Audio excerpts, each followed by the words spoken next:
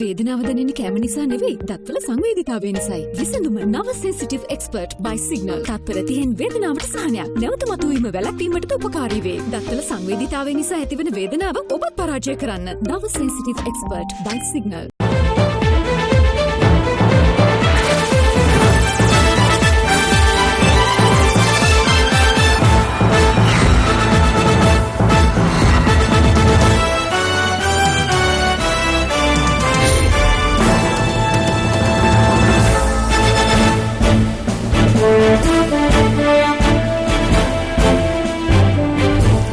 ආයිබෝවන් සියලු සමීක්ෂණ වාර්තා නැවත නැවතත් තහවුරු කළ ශ්‍රී ලංකාවේ අංක 1 ප්‍රවෘත්ති ප්‍රකාශය පැත්ත ගියත් ඇත්ත කියන හිරු රාත්‍රී 9:55 ප්‍රධාන ප්‍රවෘත්ති ප්‍රකාශය සමගින් මම සමීර කපකොටුව.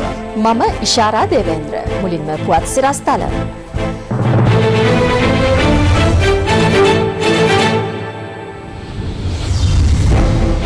කළුතරට පුත්තලමට ඇඳිරි නීති සහනයක්. කොළඹ ගම්පහ ඇඳිරි නීතිය දිගටම ජන ජීවිතය යථාවත් කිරීමේ වැඩපිළිවෙලත් හෙට ආරම්භයි. සෞඛ්‍ය ආරක්ෂිතව කාර්යාලයේ වැඩ කරන්නේ කොහොමද? ඔබ හෙට සේවයට වාර්තා කරන්නේ පොදු ප්‍රවාහන සේවයක් කරහන්. ඒ නිසා ඔබ ආයතනයට ඇතුළු වීමට කලින් අනිවාර්යයෙන්ම මේ විදිහට බෑග් සෝදා ගන්න ඕන.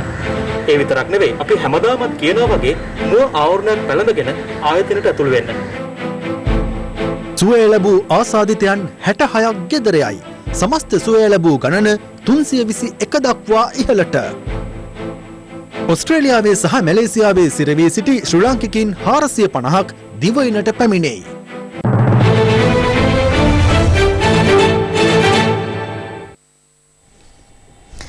කොළඹ සහ ගම්පහ හැර දිවිනේ සෙසු දිස්ත්‍රික්කවල ඇඳිරි නීතිය හෙට අලුයම 5ට ඉවත් කෙරෙන බව ජනාධිපති මධ්‍යංශය නිවේදනය කරනවා. එම දිස්ත්‍රික්ක දෙකට ඇඳිරි නීතිය ක්‍රියාත්මක වුවද රට පුරා ජන ජීවිතය යථාවත් කිරීමේ රජයේ වැඩපිළිවෙල හෙට සිට ආරම්භ වීමට නියමිතයි. දවසේ පුවත ජනාධිපති මාධ්‍යංශයේ නිවේදනයක් නිකුත් කරමින් සඳහන් කර සිටියේ ඇඳිරි නීතිය පනවා තිබූ කොළඹ ගම්පහ දිස්ත්‍රික්ක දෙක හැර කළුතර සහ පුත්තලම දිස්ත්‍රික්කද ඇතුළුව දිවයිනේ සෙසු දිස්ත්‍රික්කයන්හි ඇඳිරි නීතිය හෙට අලුයම 5ට ඉවත් කෙරෙන අතර යලි රාත්‍රී 8ට එය බලාත්මක වන බවයි. අදාළ නිවේදනයේ දැක්ුණේ මෙම ඇඳිරි නීති පැනවීම හෙට සිට නැවත දැනුම් දෙනතුරු ක්‍රියාත්මක වන බවයි. රට යථාවත් කිරීම සඳහා හෙට සිට නිරෝධායන නීති රීති සහ සීමා ලිහිල් කිරීම සම්බන්ධව COVID-19 වැළැක්වීමේ ජාතික මධ්‍යස්ථානයේ පැවති ප්‍රවෘත්ති සාකච්ඡාවකදී පැහැදිලි කෙරුණා.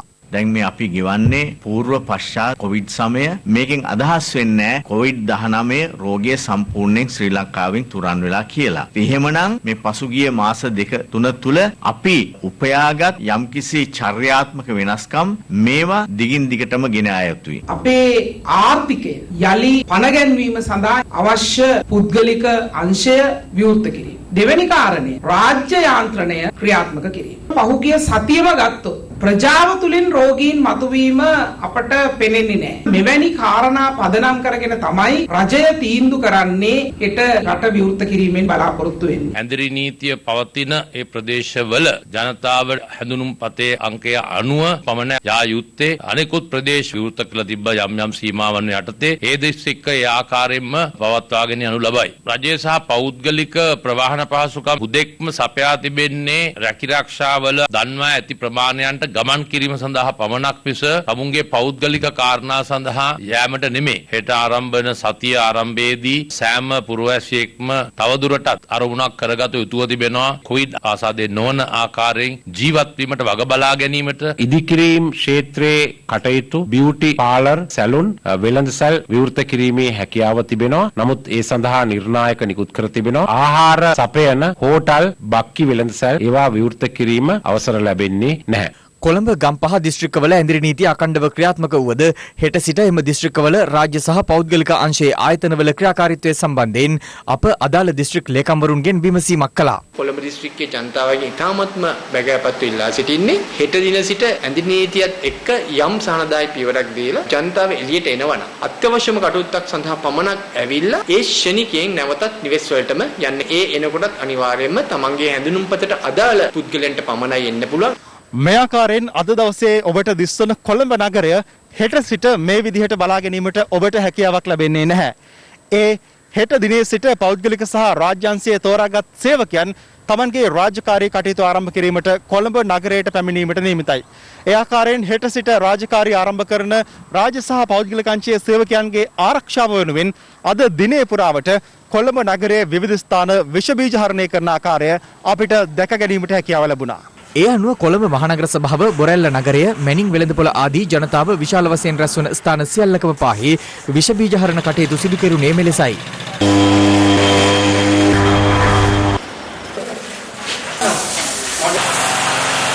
හෙට සිට ආරම්භ වීමට නියමිත පිටකොටුව ප්‍රධාන වීදියේ ව්‍යාපාරික සහ විෂ බීජ හරණ කටයුතු පිළිබඳව සොයා බැලීම සඳහා හිටපු පාර්ලිමේන්තු මන්ත්‍රී සුසිල් ප්‍රේමජයන්ත් බස්නාහිර පළාත බහර ජ්‍යෙෂ්ඨ නියෝජ්‍ය පොලිස්පති දේශබන්දු තෙන්නකෝන් යන මහතුරුන් ඇතුළු පිරිසක් අද එහි සංචාරයක නිරත වුණා.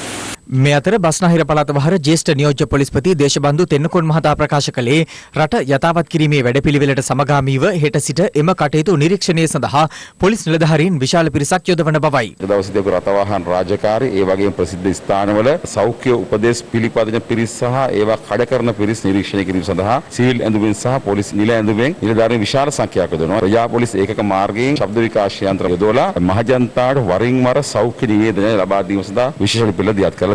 ඊට අමතරව හෙට සිට රාජ්‍ය සහ පෞද්ගලික ආයතනවලට පැමිණෙන ජනතාවට සමාජ දුරස්ථභාවය රැකගැනීම ඇතුළු සෞඛ්‍ය උපදෙස් අනුගමනය කිරීමට අවශ්‍ය ක්‍රියාමාර්ග ගන්නා ආකාරයද දක්නට ලැබුණා. මේ අතර නිවේදනයක් නිකුත් කරමින් අග්‍රාමාත්‍ය මහින්ද රාජපක්ෂ මහතා පෙන්වා දෙන්නේ ඇඳිරි නීතිය ලිහිල් කළ පසුවද ජනතාව සමාජ දුරස්ථභාවය ආරක්ෂා කිරීම ඇතුළු සෞඛ්‍ය උපදෙස් අනුව කටයුතු කිරීම අත්‍යවශ්‍ය බවයි. ඉදිරියටද අවශ්‍ය වූහොත් පෙර පරිදි යම් ප්‍රදේශ හුදකලා කිරීම සහ පොලිස් බල ප්‍රදේශ තුළ ඇඳිරි නීතිය පැනවීමට සිදු වනු ඇති බව අග්‍රාමාත්‍යවරයා පෙන්වා දෙනවා. මේ වන විට COVID-19 වෛරස පාලනය සඳහා ශ්‍රී ලංකාව සැලකිය යුතු ප්‍රගතියක් අත්පත් කරගෙන සිටින බැවින් පසුගිය නොවැම්බර් 16 වනදා ගෝඨාභය රාජපක්ෂ මහතා ජනාධිපතිවරයා ලෙස තේරීපත් නොවුනේ නම් මෙම ජයග්‍රහණ කිසිවක් ජනතාවට නොලැබෙන බවත් අග්‍රාමාත්‍යවරයා නිකුත් කළ නිවේදනයේ සඳහන්. COVID-19 රෝග පාලනය සඳහා ජනතාවගෙන් සෞඛ්‍ය අංශවලට සහ ආරක්ෂක අංශවලට ලැබුණු ආකාරයේම සහයෝගයක් රට සාමාන්‍ය තත්ත්වයට පත් කිරීමේ ක්‍රියාවලියටත් ලැබෙනු ඇතැයි බලාපොරොත්තු වන බවද මහින්ද රාජපක්ෂ මහතා පෙන්වා දෙනවා.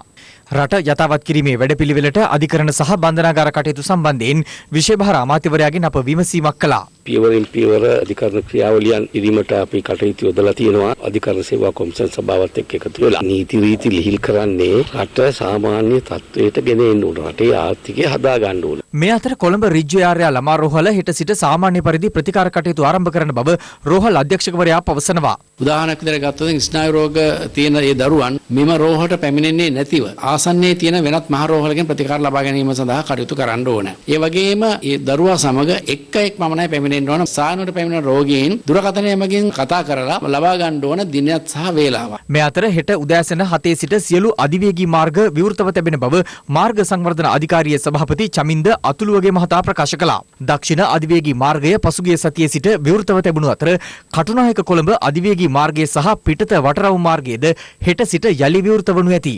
දැනට ක්‍රියාත්මක ඇඳිරි නීතිය යටතේ පොලිසිය විසින් අධිවේගී මාර්ගයන් ඔස්සේ සිදු කරන ගමනාගමන කටයුතු අධීක්ෂණය කරන බවද මාර්ග සංවර්ධන අධිකාරිය සඳහන් කළා. මොරටුව කොරළවැල්ල නැගෙනහිර ග්‍රාම නිලධාරී වසමේ ජනතාව සමෘද්ධි සහනාධාරය සම්බන්ධයෙන් විමසීමට ගිය අවස්ථාවේ සමෘද්ධි සංවර්ධන නිලධාරීවරයා දැක්වූ ප්‍රතිචාරය කිසියම් අයෙකු සිය ජංගම දුරකථනයේ මෙලෙස පටිගත කරගෙන තිබුණා. මුලින් කිව්වේ මේකලගේ පොත කපලයි කියලා මේක උඩ දුන්නේ කිව්වේ. පොත කපලා නෙවෙයි පොත වැඩි කරන්න දාලා නෑ පොත කපලයි කියලා තමයි සර් මෙයාට දුන්නේ නැත්තේ. මේ අතර ඇඳිරි නීතිය ක්‍රියාත්මක කිරීමේ අනතුරුව එය උල්ලංඝනය කිරීම හේතුවෙන් මේ වන විට දිවයින පුරා පුද්ගලයන් 50907 දෙනෙකු අත්අඩංගුවට ගෙන තිබෙනවා. පොලිස් මාධ්‍ය කොට්ටාශය පැවසුවේ ඊට අමතරව රථවාහන 13191ක්ද පොලිස් බහරයට ගෙන ඇති බවයි.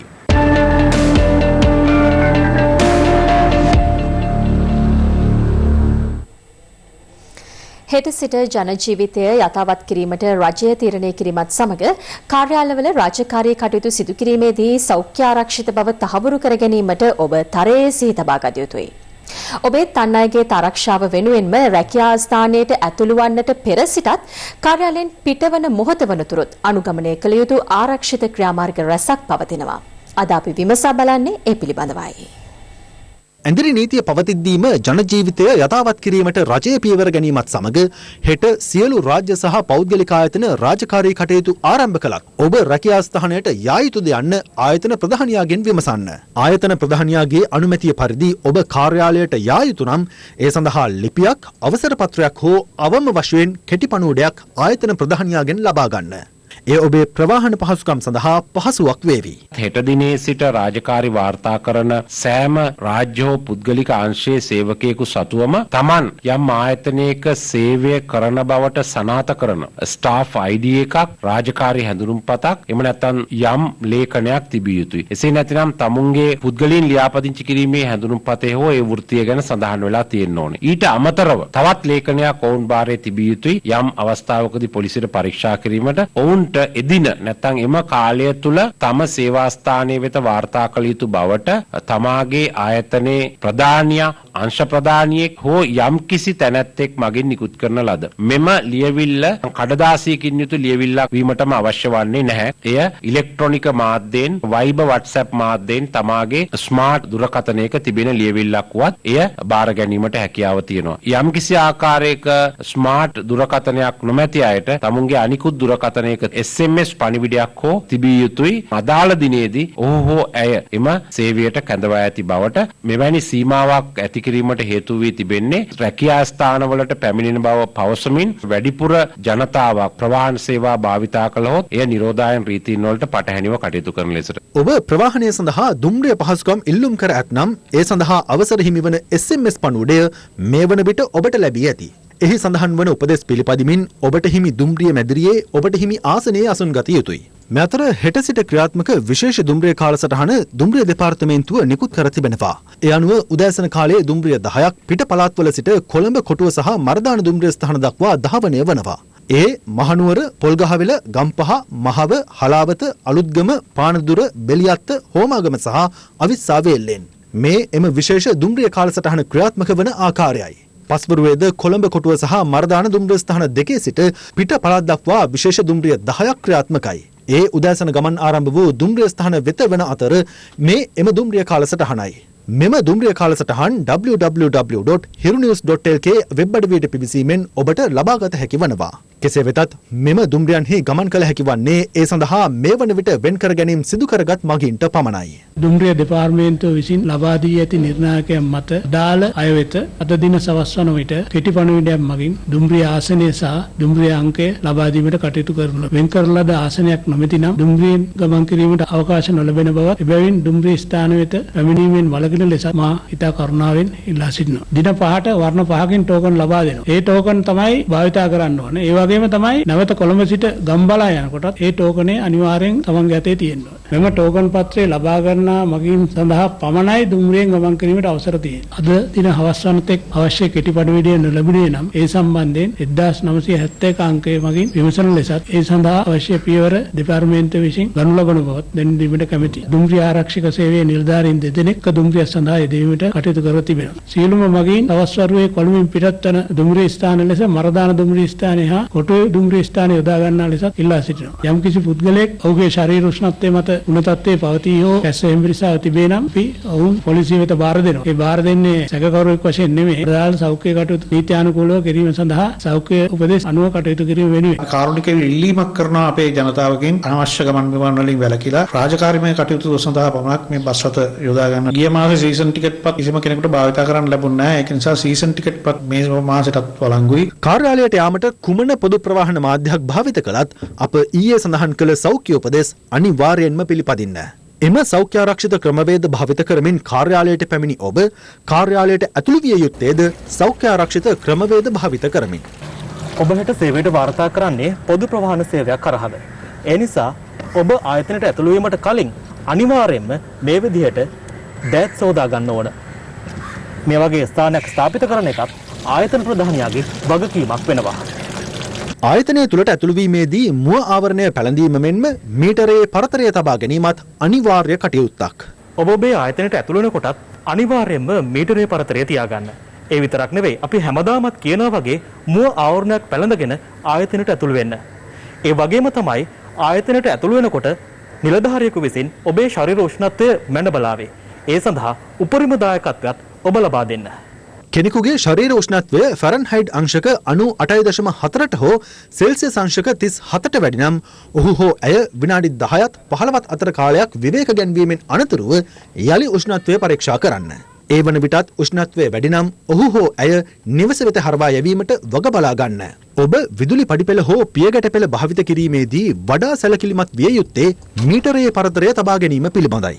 එමෙන්ම අත්වැට ස්පර්ශ නොකිරීමටත් එය ස්පර්ශ වුවහොත් විෂබීජ හරණ දියර භාවිත කර දෑත් පිරිසිදු කර ගැනීමටත් මතක තබා ගන්න.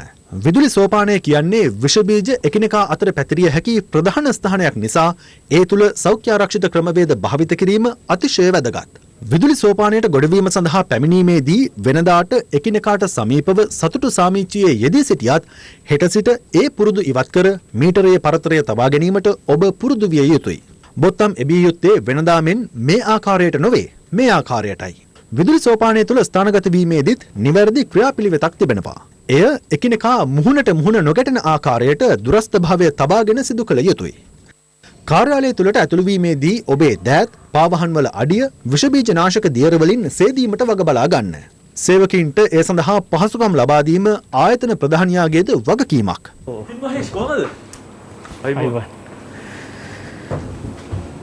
ඔබ ආයතනට එන්නේ ගොඩ දවසකින්. ඔබේ යාළු හිතමිතුරාදීන් ඔබ දකින්නේ ගොඩ දවසකින්. එහෙමයි කියලා ඔවුන් ළඟින් ආශ්‍රය කරමින් සතුටු සාමීචිය දෙන්න එපා. දුරස්ථ භාවයේ තියාගෙන කටයුතු කරන්න ඕනේ. ඔබ දන්නේ නැහැ ඔවුන්ට COVID-19 වෛරසය ආසාදනය වෙලාද කියලා. කාර්යාලය තුළ කටයුතු කිරීමේදී දිනය පුරා මුව ආවරණය පැළඳගෙන සිටීම අනිවාර්යයි. රාජකාරී කටයුතු කිරීම සඳහා කාර්යාලයේ මේස පුටු ස්ථානගත කිරීමේදී එක් දිශාවකට පිහිටනසේ ස්ථානගත කර හිඳගන්න. මුහුණට මුහුණ පිහිටනසේ හිඳගන්නේ නම් දෙදෙනෙකු අතර ආවරණයක් තිබිය යුතුයි. බොහෝ කලකින් මුණ ගැසුණු මිතුරු මිතුරියන් සමග කතා බහ කිරීම මීටරයේ පරතරය තබා ගනිමින් සිදු කරන්න. දොරවල් විවෘත කිරීමේදී වැලමිට භාවිත කිරීමට සිහි තබා ගත යුතුයි. නිතර විවෘත කිරීමට සිදුවන දොරවල් දිනය පුරා විවෘත කර තැබීම සෞඛ්‍යාරක්ෂිත බව තහවුරු වීමට රුකුලක් වනවා. ඔබ මෙතෙක්කල් කාර්යාලය තුළ කටයුතු කිරීමට හුරු වූ ආකාරයක් ඇති. නමුත් ඔබත් රටත් ගැන සිතා එම පුරුදු අමතක කර ඔබ COVID-19 වාහකයෙකු නොවන්නටත් ආසාදිතයෙකු නොවන්නටත් වග බලා ගන්න. එමෙන්ම රාජ්‍යංශයේ හෝ පෞද්ගලිකංශයේ රාජකාරී නොකරන කොළඹ සහ ගම්පහ දිස්ත්‍රික්කවල සිටින ඔබට ගැටලුවක් ඇති හෙට දිනේදී නිවසින් බැහැරව යා හැක්කේ කෙසේද යන්න. ඔබට අත්‍යවශ්‍ය කටයුත්තක් සඳහා බැහැරව යාමට අවශ්‍ය නම් අදාළ දිස්ත්‍රික්කවල හෙට බැහැරව යා හැක්කේ ජාතික හැඳුනුම්පතේ අවසන් අංකයේ ලෙස 1 හෝ 2 සඳහන් වන අයට පමණයි. නමුත් ඇඳරි නීති ඉවත් කරන සෙසු දිස්ත්‍රික්ක 23 ජනතාවට සිය දෛනික කටයුතු සාමාන්‍ය පරිදි සිදු කළ හැකි වනවා.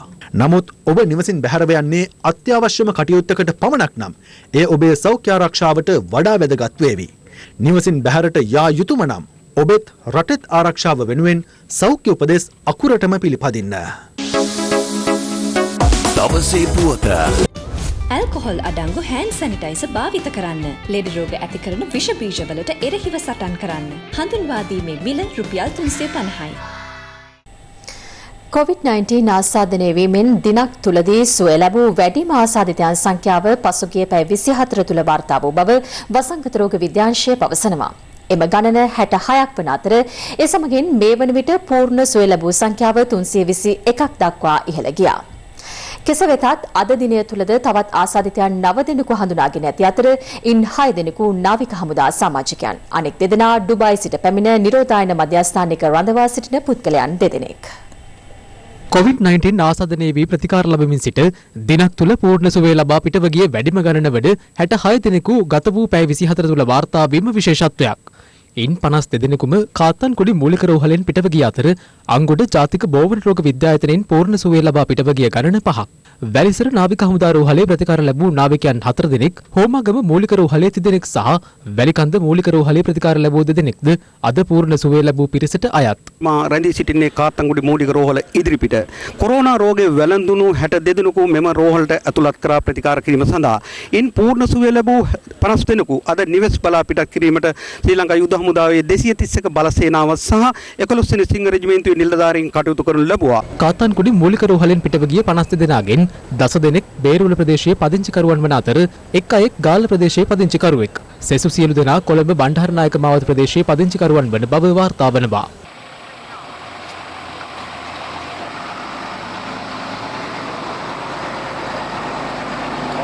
ගත වූ පැය 24 තුළ සුවය ලැබූ 66 දෙනා සමග පූර්ණ සුවය ලැබූ ගණන 321ක් දක්වා ඉහළ ගිය අතර වෛරසය ආසතිත තවත් 526 දෙනෙකු රෝහල් 7ක ප්‍රතිකාර ලබමින් සිටිනවා.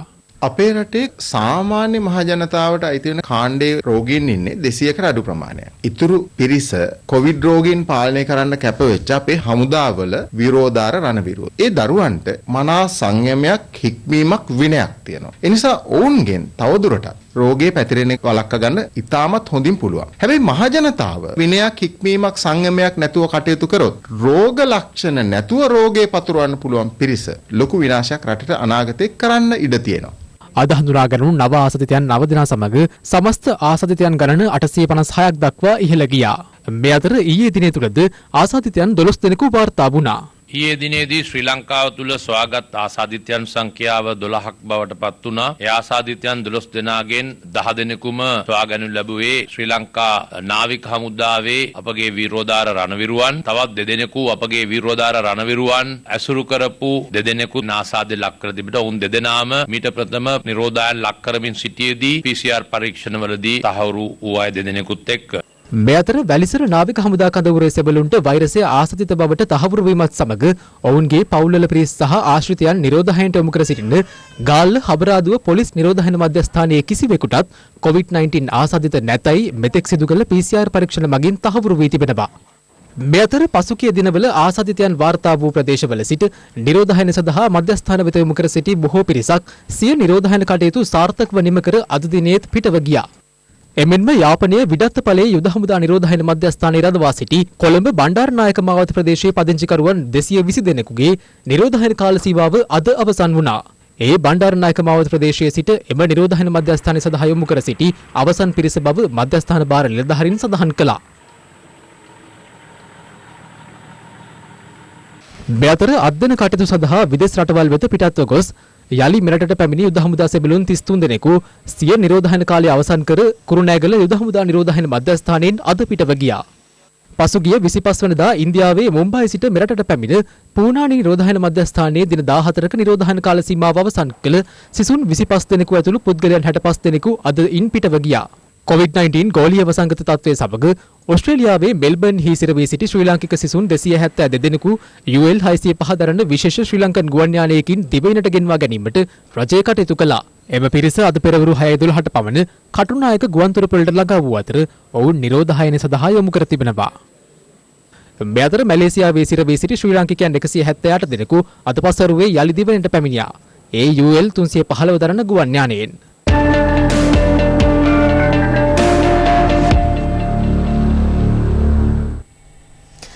COVID-19 වෛරසය ආසාදනය වීමෙන් ලොව පුරා ජීවිතක්ෂයට පත් වූ පුද්ගලයන් සංඛ්‍යාව 2,80,977ක් දක්වා ඉහළ ගොස් තිබෙනවා. රටවල් රැසකින් මේ වන විට වාර්තා වන සමස්ත ආසාදිතයන් ගණන 41 අද අභිබවා ගියා. අමරිකානු ජනාධිපතිවරයාගේ නිල නිවස වන දවල මන්දිරයෙන් කොවිඩ් ආසාදිතින් තිදෙන වාර්තා වීමත් සමග දවල මන්දිරය තුල ප්‍රබල කොවිඩ් අවදානම් තත්ත්වයක් මේ වන විට උද්ගතව තිබෙනවා. COVID-19 මර්ධන කාර්යසාධක බලකායේ සමාජිකයෙකුද වන අමරිකානු ජාතික ආසාත්මිකතා සහ බෝවන රෝග පිළිබඳ ආයතනයේ අධ්‍යක්ෂ වෛද්‍ය ඇන්තනි ෆෝචි අද තමන් ස්වයං නිරෝධායනයට ලක්වන බව නිවේදනය කළා. එරට රෝග පාලනය හා වැළැක්වීමේ මධ්‍යස්ථානයේ සහ ආහාර ඖෂධ පාලන අධිකාරිය අධ්‍යක්ෂකවරුන් දෙසතියක ස්වයං නිරෝධායනයට යොමු ඇත්තේ දවල මන්දිරයේ පවතින ඉහළ අවදානම හේතුවෙන්. මේ අතර ඉකුත් ජනවාරි මාසයේදී චීන ජනපති සී ජින්පින් මාරාන්තික COVID-19 වෛරසය මිනිසාගෙන් මිනිසාට සම්ප්‍රේෂණය වන බවට පවතින දත්ත නිවේදනය නොකරන ලෙස ලෝක සෞඛ්‍ය සංවිධානයේ ප්‍රධානී ටෙඩ්රෝස් ඇනොම්ගෙන් පෞද්ගලිකව ඉල්ලීම් කර ඇති බවත් ඒ හේතුවෙන් සති 4ක පමණ කාලයක් ලෝකයට දෙවන්ත තර්ජනයක් එල්ල වූ බවත් ෆෙඩරල් බුද්ධි සේවාව උපුටා දක්වමින් ජර්මනු මුද්‍රිත සංග්‍රහව වාර්තා කරනවා. කෙසේ වෙතත් අදාළ චෝදනා සියල්ල ලෝක සෞඛ්‍ය සංවිධානය ප්‍රතික්ෂේප කර ඇත්තේ COVID-19 මැඩලීමට තම සංවිධානය සිදු කරන ගෝලීය ක්‍රියාන්විතයේ මෙවැනි අසත්‍ය චෝදනා මගින් අඩපණවන බව පවසමින් තවමත් ලෝකයේ වැඩිම COVID-19 ආසාදිතින් සංඛ්‍යාව සහ පුද්ගල මරණයන් වාර්තා වන්නේ අමරිකාවෙන් වන අතර ගත වූ පැය 24 තුළ ආසාදිතින් 25524ක් එරටින් වාර්තා වුණා. ඊයේ දිනේදී අමරිකාවෙන් පුද්ගල මරණ 1422ක් වාර්තා වීමත් සමග එරට සමස්ත පුද්ගල මරණ සංඛ්‍යාව 80000 අද අභිබවා ගියා. මේ අතර ගත වූ පැය 24 තුළ ලොව දෙවෙනියට වැඩිම පුද්ගල මරණ සංඛ්‍යාව වාර්තා වන්නේ බ්‍රසීලෙන්. ඒ පුද්ගල මරණ 664ක්. මේ වන විට එරටින් වාර්තා වන සමස්ත පුද්ගල මරණ සංඛ්‍යාව දසදහසකට අධික අතර ඒ හැඳින්වෙන්නේ COVID-19 වෛරසය හේතුවෙන් පීඩාවටපත් දකුණු ඇමරිකාවේ විශාලතම රාජ්‍ය ලෙසයි. මීට පෙර යුරෝපා කලාපයේ COVID-19 වෛරසයෙන් දැඩි බලපෑමට ලක්ව තිබූ ප්‍රංශය, ස්පාඤ්ඤ, ඉතාලිය සහ බ්‍රිතාන්‍යයෙන් වාර්තා වන පුද්ගල මරණයන්ගේ ශීඝ්‍ර පහත වැටීමක් මේ වන විට දක්නට ලැබෙනවා. COVID-19 වෛරසයේ දෙවන රැල්ලක බලපෑම මැඩ පැවැත්වීමේ අරමුණින් බ්‍රිතාන්‍යයට ඇතුළු වන සියලු ගුවන් මගින් දින 14ක අනිවාර්ය නිරෝධායනයකට ලක් කිරීමට බ්‍රිතාන්‍ය රජය පියවරගෙන තිබෙනවා. COVID-19 වෛරසය සාර්ථකව පාලනය කළ චීනයෙන් ඊයේ දිනේදී නව ආසාදිතින් 14 දෙනෙකු වාර්තා වුණා. ඉන් එක් ආසාදිතයෙකු වාර්තා වූයේ වෛරසයේ උපත සිදු වූ බවට සැලකෙන හුබෙයි පළාතේ වූහන් නගරයෙන් වන අතර මාසයකට අධික කාලයකට පසු එම නගරයෙන් වාර්තා වූ පළමු COVID ආසාදිතයා මොහොයි. දකුණු ආසියාතික කලාපයේ වැඩිම ආසාදිතයන් පිරිසක් වාර්තා වන්නේ අසල්වැසි ඉන්දියාවෙන් වන අතර ඊයේ නව ආසාදිතයන් 3000කට අධික පිරිසක් එරටින් වාර්තා වුණා. මේ අතර එයා ඉන්දියා ගුවන් සේවයේ ගුවන් නියමුවන් 5 දෙනෙකුට මාරාන්තික COVID-19 වෛරසය ආසාදනය වී තිබෙනවා.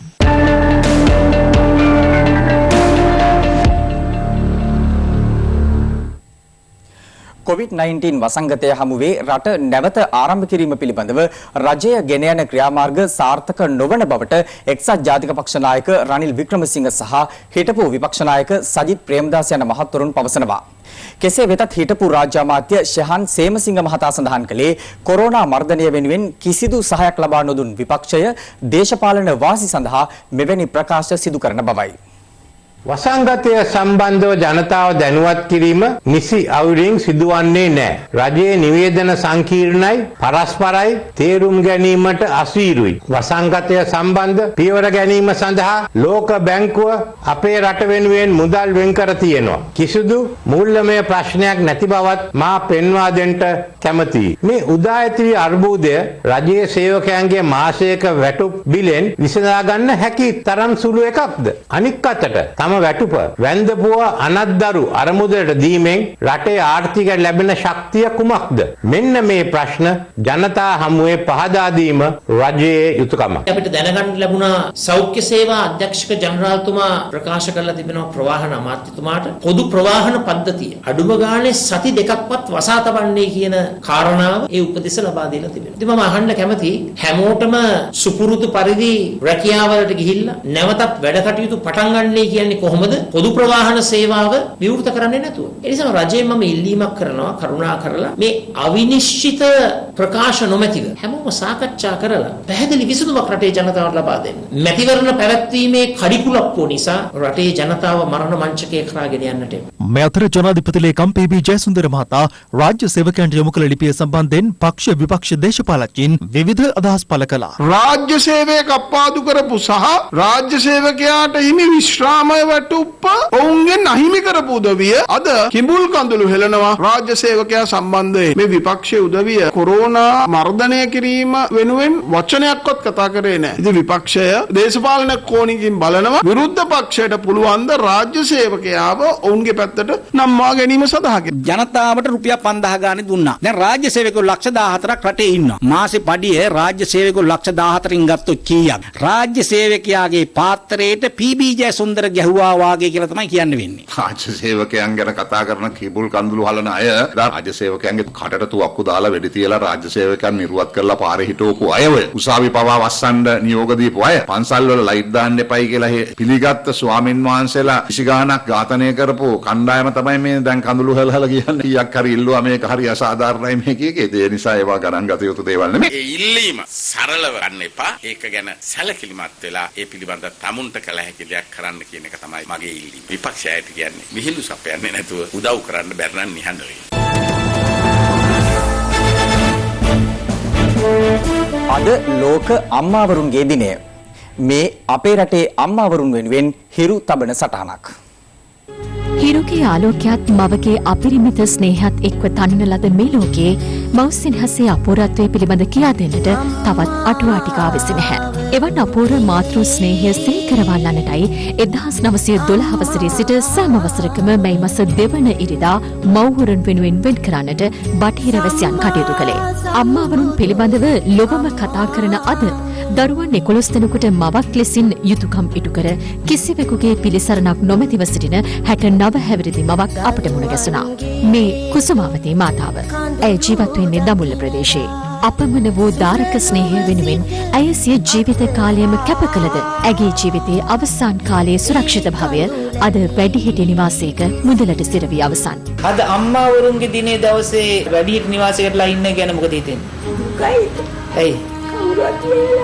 ළමයි කෙනෙක්වත් අද දවසේ ආවේ නැද්ද අම්මාවරුන්ගේ දවසේ බලන්න? වදනින් අරුත් ගන්වා නිම කළ නොහැකි ඒ අම්මාවරුන් සිදු කළ මහඟු සේවය ඇගේ නිහඬ බව නිසාම අද බොහෝ දෙනෙක්ට අමතකව ගොස් තිබෙනවා.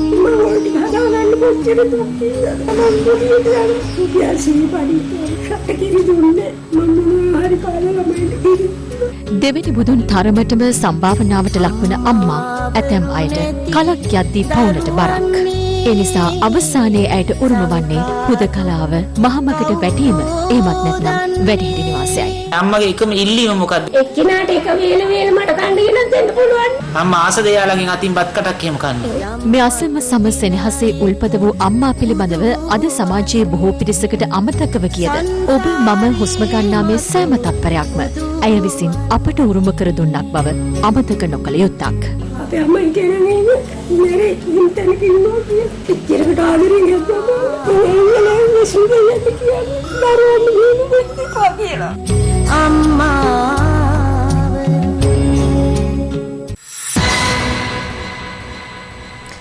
COVID-19 ව්‍යාප්ත වීමත් සමග දැඩි දුෂ්කරතා මැද සරණක් අවශ්‍යව සිටින අපේම ජනතාව වෙනුවෙන් ක්‍රියාත්මක රට වෙනුවෙන් හිරු සහන යාත්‍රා ක්‍රියාන්විතයට සමගාමීව පොදු ස්ථාන විෂ බීජ හරණය කිරීම ඇතුළු වැඩසටහන් කිහිපයක් අදත් ක්‍රියාත්මක වුණා. රට වෙනුවෙන් හිරු සහන යාත්‍රා ක්‍රියාන්විතය. හිරු සහන යාත්‍රා ක්‍රියාන්විතය ක්‍රියාත්මක වුණේ COVID-19 වෛරසය ව්‍යාප්ත වීමත් සමග දුෂ්කරතා රසකට මුහුණ පා සිටින අපේම ජනතාවගේ සුව සහනය මුඛ්‍ය පරමාර්ථය කරගනිමින්. හිරු සහන යාත්‍රා ක්‍රියාන්විතයට සමගාමීව හිරු මාධ්‍ය ජාලය ශ්‍රී ලංකා රතුකුරුස සමාජය හා එක්ව ක්‍රියාත්මක කරන පොදු ස්ථාන විෂ බීජ හරණය කිරීමේ වැඩසටහන් අදත් ක්‍රියාත්මක වුණා. ඒ අනුව ලුණාව දිස්ත්‍රික් ආයුර්වේද රෝහල රත්මලාන ප්‍රාදේශීය ලේකම් කාර්යාලය ඇතුළු ස්ථාන කිහිපයක් විෂ බීජ හරණය කිරුණේ මෙලෙසින්. පොදු ස්ථාන විෂ බීජ හරණය කිරීමේ වැඩසටහන ඉතාමත්ම කාලෝචිත වැඩසටහනක්. ඉතින් ඒක තේරුම් අරන් රතුකුරුස සංගමයත් හිරු මාධ්‍ය ජාලයත් අපට දක්වන සහයෝගයට අපි ඉතාත්ම කෘතඥ වෙනවා. රජයේ තීරණයක් තියෙනවා රට යම් තාක් දුරකට විවෘත කරන්න. ඒ අනුව කාර්යාල භූමිය විෂ බීජ හරණයට ලක් කරලා මේ කරන ක්‍රියාදාමය වෙනුවෙන් හිරු මාධ්‍ය ජාලයට වගේම ශ්‍රී ලංකා රතුකුරුස සමාජයටත් අපි බෙහෙවින් ස්තුතිවන්ත වෙනවා. තවත් දේශීය පුවත් කිහිපයක් සමගින් දැන් රටවටා හිරු. රටවටා හිරු.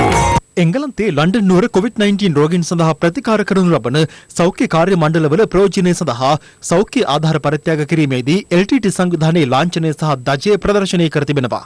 එම පරිත්‍යාගයන් මහා බ්‍රිතාන්‍යයේ දෙමළ සම්බන්ධීකරණ කමිටුව විසින් දෙමළ ප්‍රජාවගෙන් අපේ සෞඛ්‍ය සේවකයන්ට ලෙස සඳහන් කරමින් එරට COVID-19 රෝගීන්ට ප්‍රතිකාර කරනු ලබන සෞඛ්‍ය කාර්ය මණ්ඩලවලට ලබා දෙන බව එහි ප්‍රදර්ශනය කරන ලද බැනර එක සඳහන් කර තිබුණේ මෙලෙසින්. අද පස්වරුවේ මහනුවර ප්‍රදේශයට දැහැළුණු අධික වර්ෂාව හේතුවෙන් නගර ස්ථාන කිහිපයක් ජලයෙන් යටව තිබුණේ මෙලෙසින්. රටවටා හිරු.